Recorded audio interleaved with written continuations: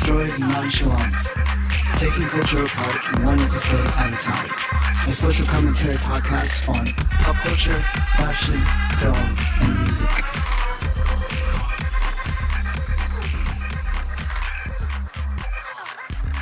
One. Hello, Hey. Welcome back to Destroyed Nonchalance. This is Rick and I. We're sitting here. I don't even know how to introduce this right now. Okay, Just don't say we're back this week, and don't say. Don't say this is Rick and I. Just say we're back this week. we should say our names though. Like, Well, then you say this is this is Troy, and then you say this is Rick. Right? okay. We've never done that, but sure. Hello, Hey. welcome back to Destroyed Nonchalance. This is Troy, This is Rick. and we're going to catch up on our week, and we're going to talk a bit about some of the shows that we've been watching. Like Miss America, We're Here, we started Insecure, and then we're going to talk about some relevant queer stuff that we've been doing for IA, our website, Image Amplified. Okay, that sounds interesting because that's all we've been doing, and that has to be interesting. So Yeah, yes. well, it's not all we've been doing because this past week was so intense in terms of writing, getting this draft done for one of my supervisors, and yeah, I spent a lot of time writing this week and translating my research and the theories and the concepts and everything into language that's more open to like a wider variety of audiences. So that way, what I'm researching can be understood. And then, it made it more concrete. Well, from what you've said, it's going well. But what was the big change that you just found out about? I don't know if you want to talk about that. With your supervisor. Oh, my supervisor. Well, my supervisor let me know a couple of weeks ago that she is changing universities. She's leaving UAL, Central St. Martin's, and she's going to Amsterdam. And we've put in an application so that she could still stay on with the project. And then the supervisor of mine who's actually leading like the ethnography side, because that's what I'm going to be doing whenever I get to go back out into the field to start doing this kind of research. He's actually going to take on the role of like the lead supervisor.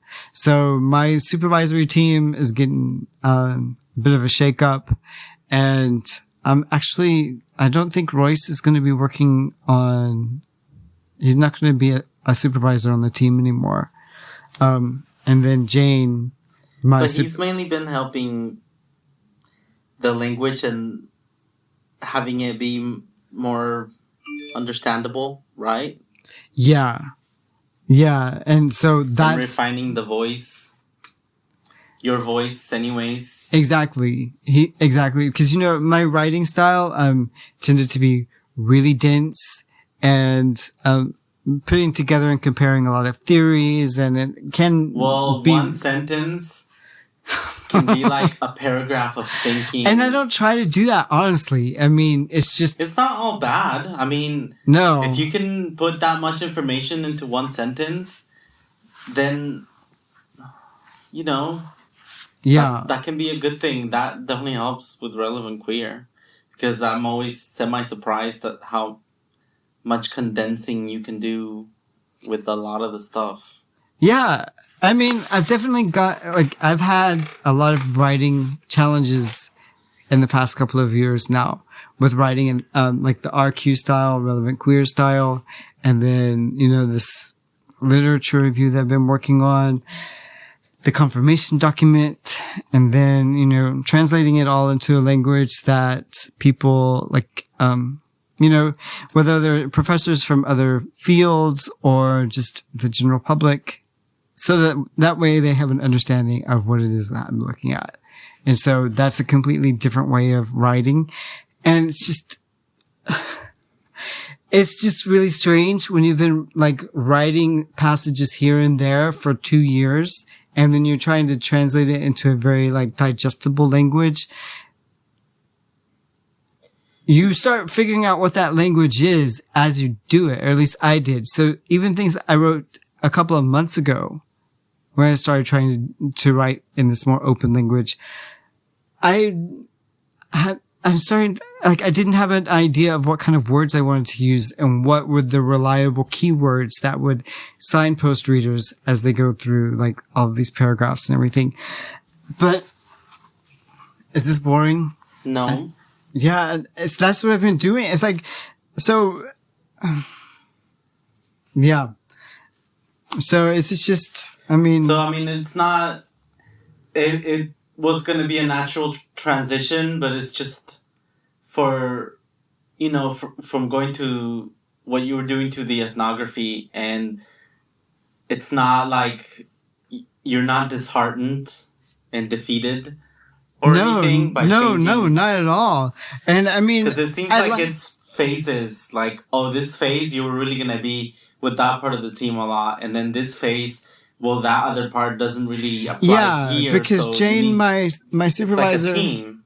Yeah, and they kind of hand off the different parts, the different phases of the project. Like Jane, my head supervisor, she's not an ethnography person.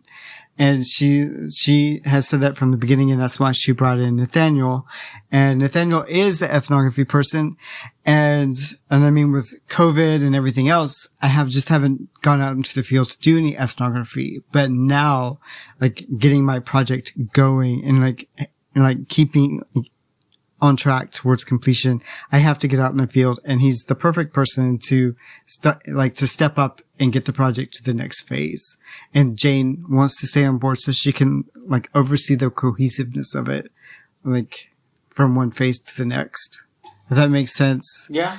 Yeah. And, so going back to my first point was that it was a very long writing week.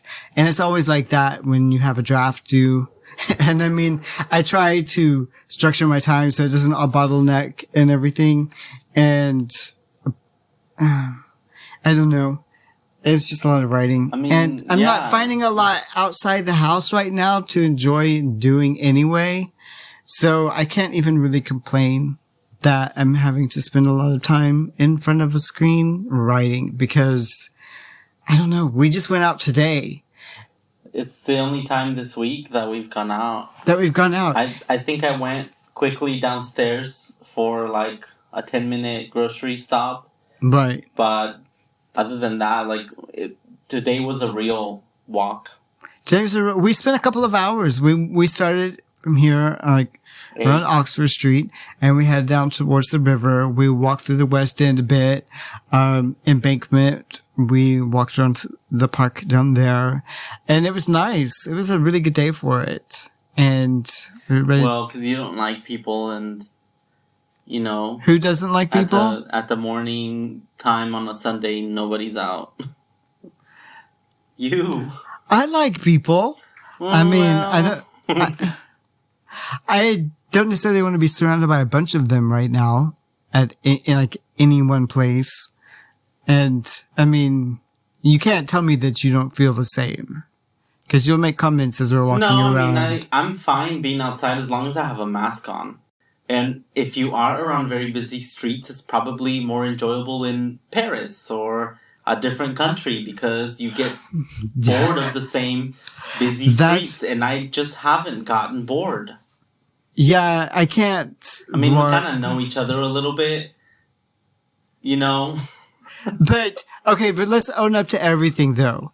Wasn't it more comfortable with everything that's been going on, the social distancing and everything, to walk where there were less people? I'm not saying I didn't enjoy it. No, isn't it more comfortable to walk where there are less people? I can't agree or disagree. I'm going to have to talk to my lawyer. The reason you're saying that is because we have both commented on, should we take this street because there's less people? And I usually do that to make you happier. No, you have said it specifically in relation to social distancing and crowds on the sidewalk. Well, no, I mean, it's all mixing up. Before COVID and post-COVID, the feelings and the thoughts around stuff, it's all mixing up. Yeah. So, yeah, I mean, when there were a lot of people that we went out one time and I wasn't wearing a mask because we had talked and we had it with us, but, we're outside, but I wasn't comfortable.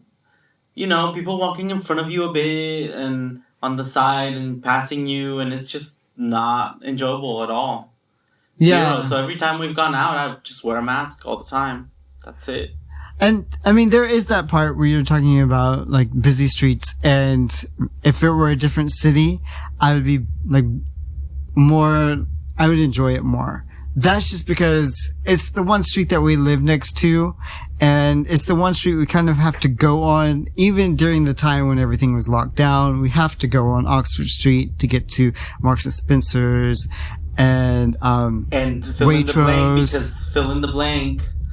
I mean, but we don't want to be like giving everybody our specific. But it does get boring. To like that one street gets really boring. Whereas, you know, a busy street in Paris, a busy street in New York, as long as it's not too touristy and it's just busy because it's everybody like doing their thing. Okay, no, that's it's not fair. Yeah, it's fair. But what have you been watching this week? I think we should move on from this part, maybe.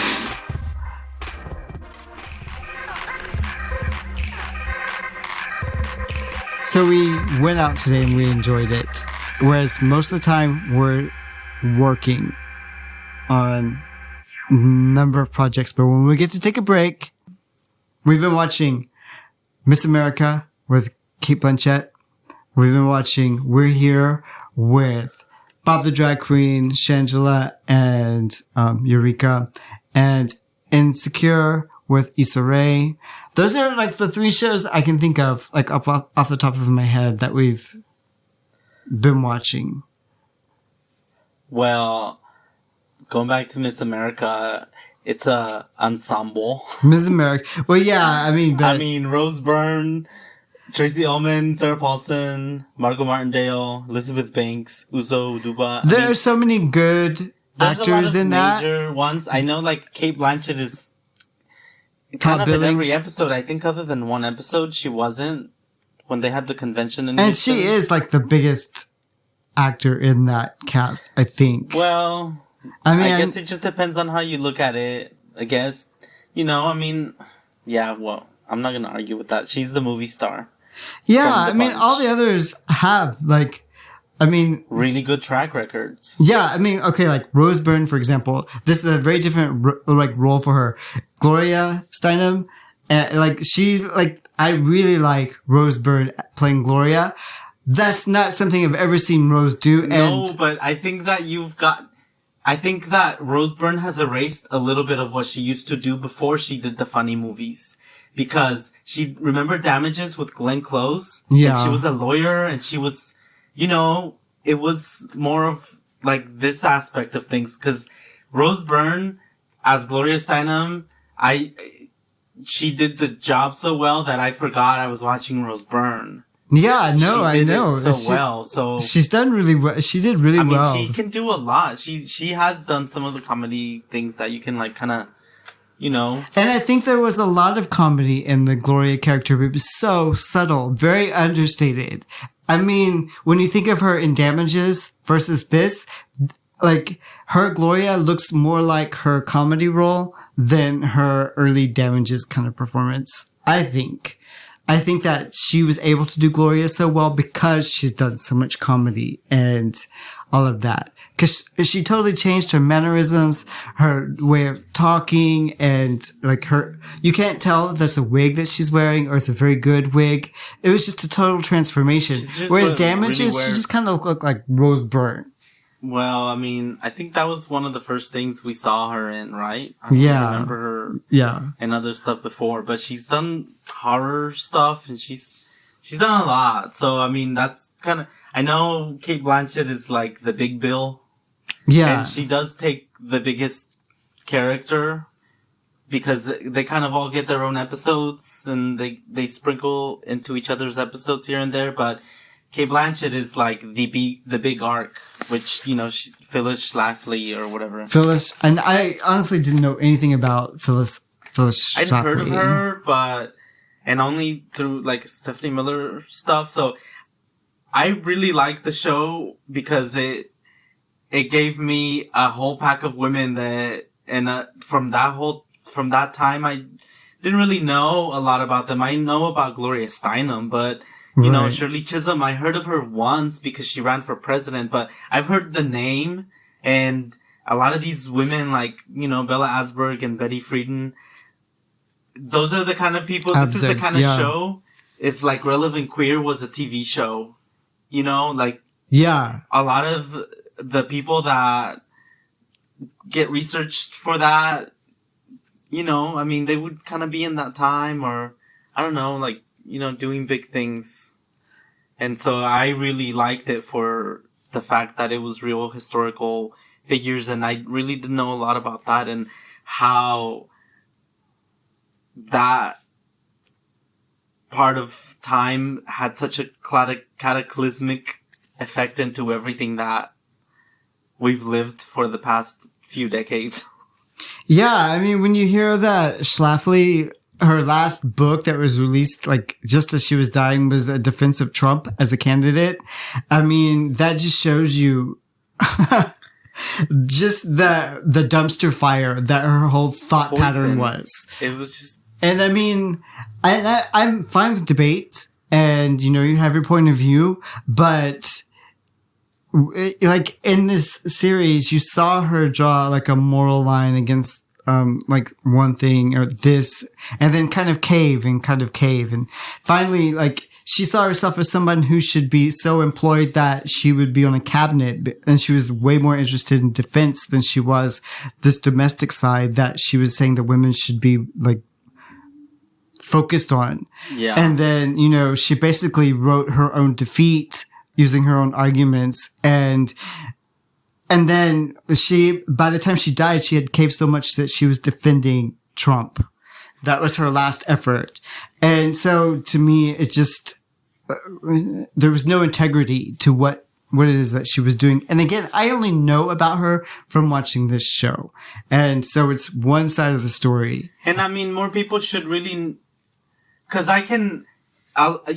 it's not just one side. This story is like, you get to see a person in how their life, everything that happens in their lives affects them, and how people are full humans and they're not like, this is the good guys and this is the bad guys. Oh yeah, no. I mean, they do present her as multidimensional, but I'm just saying this was written by one writer or one team of writers. And if another team of writers took on this project, then you might have an understanding as to why. You might, like, maybe Schlafly wasn't cratering out by the time she wrote this defense of Trump. Maybe it was there all along and it's justifiable, you know, according to her vision.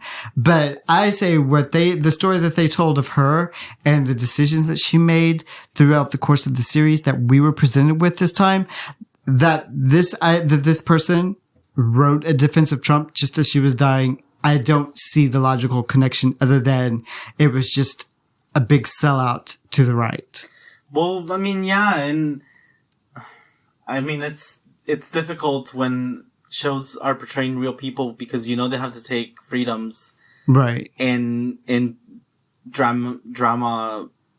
dramatizing, you know, these lives a bit, but I mean, it's not like her family was gonna come up and be like, yeah, she, you know, but there are certain assumptions that you can make on how somebody's gonna feel when, you know, this candidate, Reagan, that you propped up and essentially, like, gave him this win, doesn't really do anything for you, and you can make some, you know, 2 + 2 = assumptions based on certain things. Right. So, I mean, I don't think that it's very left field, and some of the things that they did, and I mean, even like Jimmy Carter and how they handled Bella Abzug. I keep saying it wrong. and how they handled that and how everything kind of fell apart and just, I mean, how everything was so man-centered and Right. it still kind of is in this, campaign that was slowed down by Schlafly. It's still not completed up until now. Like that. Yeah. You mean to get the ERA passed, ratified Yeah. in all the states and everything? All of that. The 38 states. It wasn't just that, you know, she was screwed over by the men or the women that were in this movement were kind of just used as pawns. Like, oh, you know, this, look at what we're doing. The women are here. And they were just kind of like mantelpieces, even the liberation movement women and how they were treated at the end and just all of it. I mean, you know, you still have some of these women around to speak on this and write books and all of that, but the kind of headway that they made, the fact that Reagan ended up putting a pro-ERA woman yeah, I mean, in his administration, maybe it comes down to it's a lot easier to give lip service to a cause than actually do anything about it. And, you know, pick a woman who says she's pro-ERA, but don't really give her any power, and nothing will change for 40 years. It's just such a battle. I mean, I think everybody should be required to see things like this. And, I mean, watch whatever else, but, you know, it's like coloring the picture a little bit more. Right. It's like reading a book. Watch some of these shows that just continue to fill in that picture. It's never complete, but at least you have, you know, some more, maybe a little bit of respect for these women. And or even if it sparks the curiosity, like if you didn't know much about Gloria Steinem or Bella Abzug or even, you know, one of the characters that I really like is Shirley Chisholm character played by Uzo Aduba. And am I saying her name right? yeah, well, I mean, as far as I know. I mean, what kind of performance was that? Because I don't know a lot of what she's done outside of Orange is the New Black. But, and you know, I know that she's talented, but that portrayal of Shirley Chisholm was so good. And it was so deep. And like, it was. Yeah, but she was like, I mean, you think about the African American experience and the woman experience and just how beat down this woman was. Yeah, and it's exciting for these shows because you can go and see some of the debates, like Cate Blanchett and her husband did with some of the other people, that married couple. You can actually go and see the debates or the speeches by Shirley Chisholm, and it's just. Did you go back and watch any of those after? I saw the debate, a little bit of the debate with Phyllis. And, you know, when she kind of burned, her husband left her hanging. Okay, so We're Here is the next show, or another show that we've been watching. And this is basically where three of the most talented drag queens, Bob, who I really like, Shangela, I really like, Eureka. I'm learning to like more because I just didn't know that much about Eureka, but they're heading into these small towns, like small towns, villages basically, and recruiting. And well, they're getting involved in the community a bit. It's almost like a Queer Eye with drag queens. So they're getting involved in the community. They're working with people who either want to do drag or have like this kind of opposition to drag. And they're going in there and changing the hearts and minds of small town people across America. We've only watched a few episodes. So am I pretty much saying it right? Yeah. Describing the show right? And honestly, this just came out, it came out on HBO like maybe a month ago. It finished, and I didn't think it was going to be that good, or I thought it was kind of just going to be like a copy of Queer Eye, and honestly, after the first episode, I still wasn't sure. whether the show was gonna be that good. I know we were gonna watch it all. Yeah. Because we like these drag But queens. we've watched how many now? 2. 2. And that second one kind of destroyed me.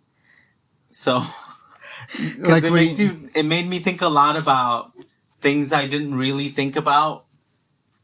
And wow, how hurtful, how much more hurtful they are. Like, when you think give me about some specifics. Like, what kind of things?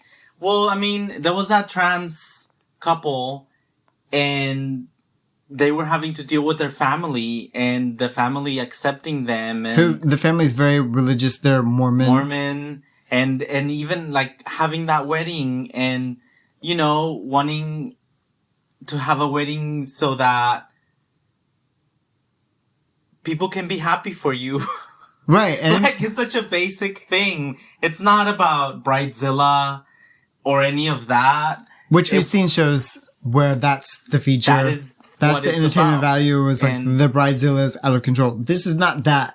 This, and the groom just kept saying over and over again, I just wanted people in a room that were happy that we were getting married. So Bob, Shangela, and Eureka roll into town, and one of the things they decide they're going to do is give this couple a drag wedding, which sounds so irreverent and just so, like, opposite of what the Mormon family would ever want to see associated with marriage. I mean, you had Eureka up there, and you had Bob up there, and they were doing their full-on drag shows. They weren't holding back just because they were in a small town that was very religious. And when the wedding part came on, it was very touching. Even though it was dragged out, it was performance. Like, I was surprised that they expected that kind of drag performance of a wedding to actually touch the family that didn't even buy into the, like, a more somber, like, traditional, respectable version of a wedding. You visibly saw, and this was only one side of the family. It was the trans person's family, and only the mom and the sister. Right. Let's be honest, the dad was not there, and the brothers were not there. There were only those two people, and they were visibly emotional. But I mean, the wife in this couple, she didn't have her family there at all, and her dad didn't walk her down the aisle, and she still didn't get that moment that Shangela gave. You know, right. She walked her down the aisle. I mean, that whole thing, because I didn't know what they were gonna do, and just, yeah, I mean, the song and how well those lyrics fit. Because we've never been a fan of it was from the musical. The Greatest Showman? Yeah. And This Is Me. And I mean, it's a good song, and I can see how, you know, emotional it was when it was initially presented, but connected to this and the message. And I mean, Shangela was like, you know, if we don't do it right, don't fuck it up. Like, she was Shangela mom, like, whenever they were rehearsing. But the thing that hit was how close these feelings are to what I might feel, and I never even have thought about them in that way, or, you know, at all. Because, I mean, I can't think of very many people that I have in my life that are supposed to be called family. Right. That would be I don't know. No. It became really emotional because it brought up a lot of feelings. That part of it brought up a lot of feelings of, you know, it's such a simple thing. And everybody always goes to weddings, and, you know, weddings are what they are, but essentially, at the most basic level, it's you being happy for them getting together, and, you know, they're in love and they're living their life. And that was one part of that episode that, you know, I was crying. And it's like, you can't really hold them back. And the other part was the man that he's a drag queen in this community, but he's kind of on his own, and his grandpa is, that's right. That side of that his story. champion, and he talked about, being suicidal at times, and if he didn't have his grandpa, and it's just to think of the people that don't have anything like that, and I mean, to think of people that are supposed to be family that know you that much and still love you, not in like, oh yeah, I love you, like how family is supposed to say it. Yeah. And I'm not going for my family's wig here or anything.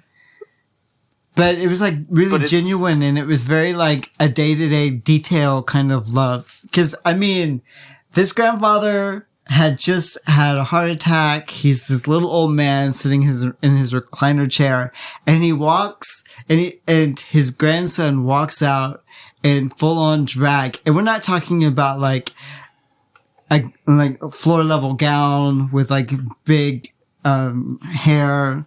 We're talking about like a very skimpy gown, fishnet stockings and everything. And the grandfather was there for it. And like they asked the grandfather, are you going to go to the drag performance? And he's like, you can't keep me from going to this drag performance. And I mean, I don't know how that to me seems like it'd be very rare.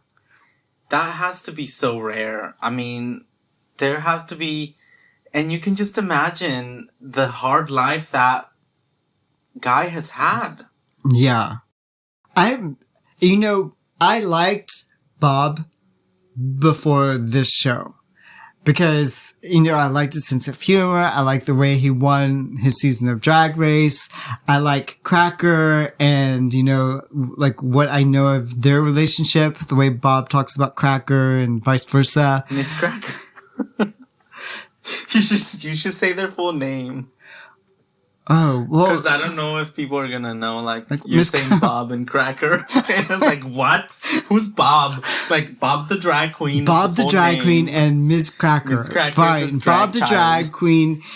Yes, his drag child is Ms. Cracker. About white people? No. It's terrible. Well, I mean, that's where Cracker gets her name from.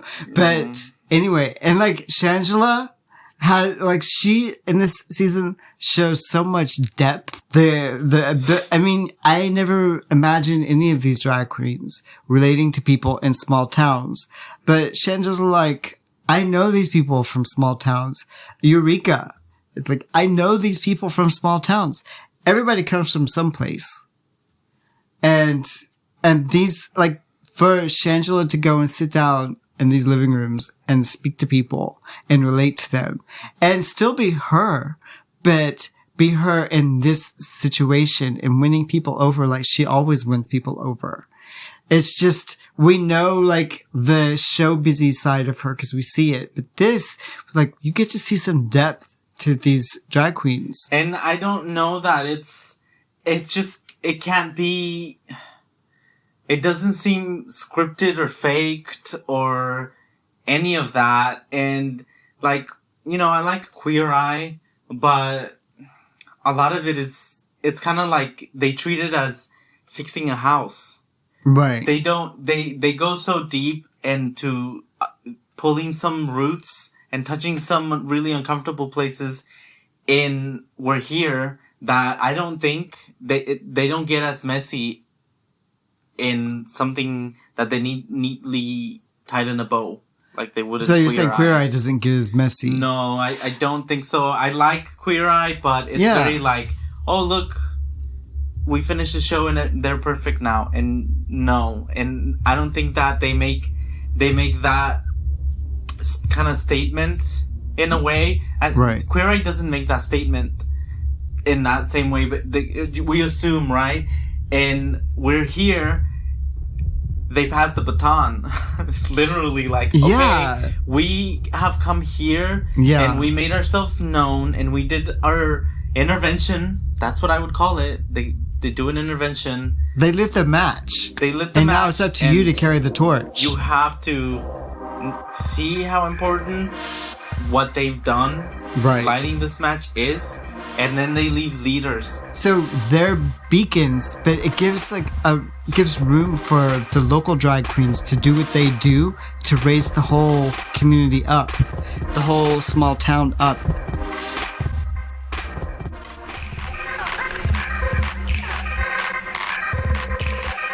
Let's talk a bit about Image Amplified and Relevant Queer, because right now we're trying to choose 2 to 3 people to highlight per week on their birthday.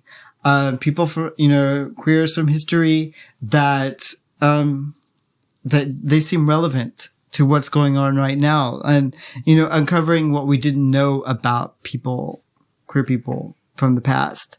So who did we do this week? We did a poet. Yes, it was John Ashbery. Right. And an activist. Yeah. Who was Barbara Gittings. Okay, so let's start with John Ashbery. Yeah, so, he was a poet, critic, and he basically won all the awards. Pulitzer Prize.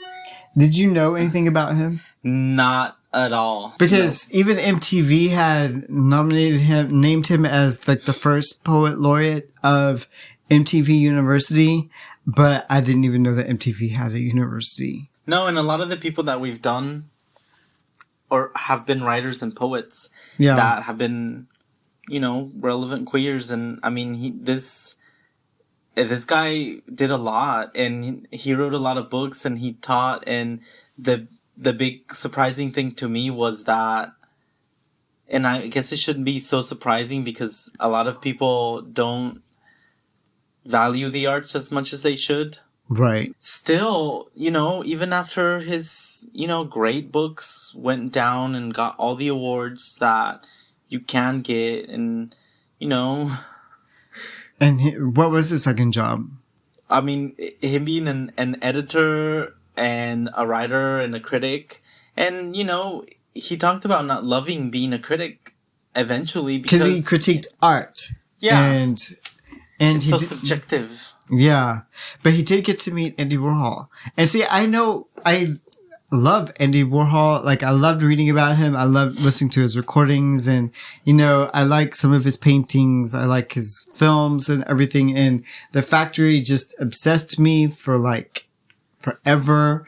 In fact, I don't even know if I told you this, but one of my living rooms, I covered it in tinfoil, The Factory. And because I just loved all that so much. But I did not know that this poet, John Ashbery, had any connection to Warhol, but Warhol threw him a party when he relocated from Paris back to New York. And he influenced a lot of the Factory people, because there were some budding writers in the Factory. And a lot of the people that we do, especially when they're writers and poets, cross paths. And so it's always interesting to see, this, this person crossed the paths of this other person when they lived in Paris or any of that. Gertrude Stein always pops up all the time when you think about the big names at the time. Because he was part of the New York Poets group, right? Yeah. Yeah. I think Frank O'Hare was one of the poets that we've done in the past, and there were pictures of them together, John Ashbery and Frank O'Hare's. Yeah, it's just when I think of people or places and how their connection points, that to me is really interesting. And that's the idea of relevance to me. All the connections. Well, yeah, and the fact that he was openly gay at this time. Yeah. And even a radical in the poetry circles in the way that he didn't just do what everybody else did. The next person, Barbara Gittings, she started out, she was a theater major in school, but she knew she was lesbian. And when the psychiatrist, and correct me if I'm wrong, the psychiatrist that she went to in college confirmed, oh yeah, you are a lesbian, and I can fix you. She started becoming so obsessed with learning everything that she could about homosexuality that she ended up failing a lot of her classes because she wanted to keep reading about it. And university libraries, her high school library had next to nothing about, there's no information about homosexuality in the libraries. And what was there was so derogatory and so, just alien to her own experience that she couldn't relate to it at all. So then she started looking for gay literature, something that would just tell the story, like some kind of story that she could relate to. But it took so much time and was such a struggle that it was like a full-time effort on her part. She flunked all of her classes and she didn't graduate with a degree in theater. She went on to just become like an activist. She did find one book that talked about homosexuality in a positive way, but anything she found was mainly male-centric, nothing about lesbians. Right. And nothing about love. Right. And so, yeah, so whenever she was in college, consumed with all of this, you know, she I think chose the right path, and she became an activist and is considered the, I don't want to say but like a mother of the LGBTQ movement. This was before Stonewall. It was her battle with the psychiatrist that became like her most well-known battle, because she was responsible. The debate that she participated in, they were responsible for homosexuality being removed from the list of mental illnesses. And so, and she was in a debate with a psychiatrist. Yeah, so she got this gay psychiatrist to go into this panel and talk to other psychiatrists about removing this label, and this psychiatrist wore a mask. And he looked like Leatherface. If you see the images, really creepy, kind of scary. Like, yeah. What is Leatherface doing? Wait, is that on Instagram now? Yeah. Okay. If you go either to the website Image Amplified or to the Instagram, you can see a picture of this panel, and I'm sure you can find other pictures, other angles. And I mean, eventually we found out who that psychiatrist was, but at the time he wanted to hide his identity because everything was so, I mean, if you think about the times and these fights, yeah, they were so at the initial point that the risk, everything was just so big. His professional reputation was on the line. And anybody who was in the forefront of the movement was taking a huge risk. Right. And it must have been really scary. And I mean, which is really strange to think of today. Like, because you think of scientists and psychiatrists being at the forefront of wanting to learn more and to make progress. And the very fact that you're going to raise this question, it was more dignified for you to go on stage wearing that mask than it was to ask the question and to question whether or not homosexuality was an illness. Hey, but they got the job done. Yeah, they got the job done. It was, and changed. For that reason, she's considered like the mother of the gay rights movement. And she was an editor for The Ladder, which is a lesbian magazine, and her partner of, what was it, like 40 plus years? 46 or 47 years. She's still alive. And she was a photojournalist. Yeah. And it's just like her work, and you think about it, it's such a basic thing, like having gay literature in libraries, you know, for other young people to read about this and not be alone like she was, having to find about this about herself and her feelings at that young age, and having it not demonized. Like, she did a lot of work in getting literature into schools and libraries, and so much so. What was the name of the librarian association? She wasn't a librarian, but she worked so much with the librarians that they made her an honorary member, because she wrote their history, and I think it was the American Library Association. Yeah, and so she wasn't a librarian, but they made her a lifetime member because of all the work that she did in terms of getting information, knowledge about homosexuality into the libraries. Her impact was huge. And you don't think of, at least I don't, librarians being on the forefront of anything like that until you realize they hold the knowledge. They have the key to all of this. All the books, all the literature. They're basically like an archivist of knowledge that students have access to, that readers have access to. And when there's something huge that's just completely missing, then librarians are going to appreciate that contribution because you're adding knowledge, you're making knowledge available when it wasn't available before. Barbara Gittings, she's beloved by a lot of people in the community. And they're vocal. It's not a story that, they are vocal, and it's not a story that a lot of, I guess, just a lot of new gay people know about. And it should be really wide and out in any platform, especially Instagram, just as it's a library of its own. And it can be more than just fashion photo images it's selfish in a way for me because I enjoy doing it and I do it for, I like learning all of these new things about people I didn't know that maybe I should have and, share it now. Yeah. Because we do it on Instagram, put it on IA, and then we've even gotten into Wikipedia to make some changes and to add, to make some contribution. There's books that have some information that isn't anywhere else. And it's kind of like that thing where when you digitize something, when images are just physical images that are nowhere and they don't live in the web, and then you digitize them, and so you're kind of like digitizing these different sources into the posts that we do with images from their life and just all of these different moments. If I find meaning in it, I hope that I'm translating the meaning to audiences outside of me and us. And go all Rachel Maddow. That's a special kind of deep dive. Investigation. Yeah, I would just love to have the time for that.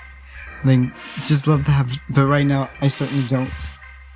I really wish we could travel right now and do some of this work. No. How's that? Okay. Nobody's going anywhere. Bye. Until next time.